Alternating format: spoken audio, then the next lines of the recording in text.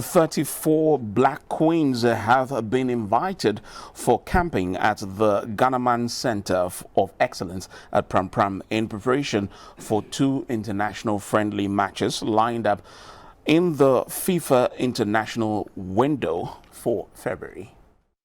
Ghana will play Benin and Togo this month in readiness for the 2023 WAFU B Women's Cup of Nations and the 2024 Africa Women's Cup of Nations. The Black Queens will take on Benin on Sunday, February 19 before locking horns with Togo on Saturday, February 25, 2023. The 2 matches will offer coach Nora Hupe an opportunity to assess the strength of the team going into the future.